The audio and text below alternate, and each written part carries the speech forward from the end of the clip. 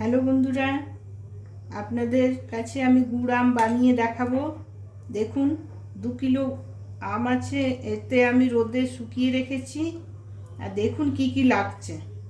5 ফোড়ন লাগবে, আর এই শুকনো সব এই ধনে জিরে লঙ্কা মৌরি এগুলো সব রোস্ট করে পাউডার করে নেব।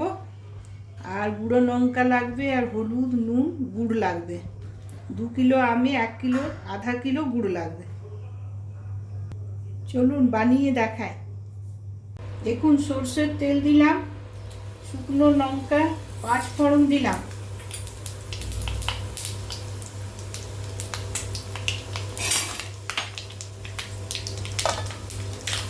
আমগুলো দিয়ে দিলাম,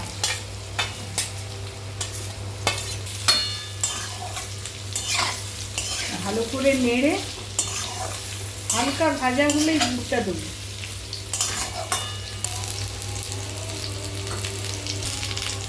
লঙ্কা গুঁড়ো হলুদ গুঁড়ো দিলাম,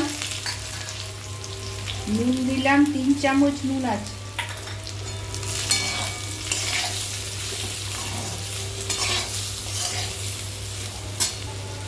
গুড়টা দিলাম,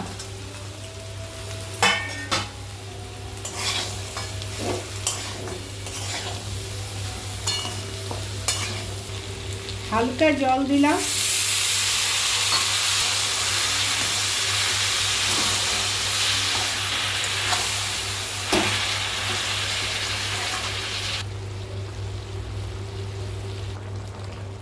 ঢাকাটা দিলাম।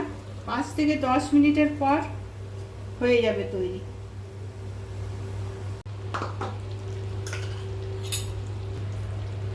দেখুন গুড় আম আমার তৈরি হয়ে গেছে। এরপরে আমি ভাজা মশলাটা দেব। এই দেখুন ভাজা মশলা দিলাম,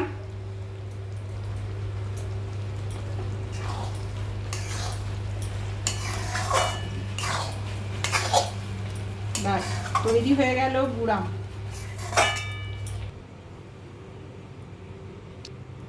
দেখুন গুড় আমটা বানিয়ে নিয়েছি। আপনারা এইভাবেই বানাবেন, খাবেন, কমেন্ট করবেন, শেয়ার করবেন, লাইক করবেন। ভালো থাকবেন, সুস্থ থাকবেন। পরের ভিডিওতে আবার আসছি।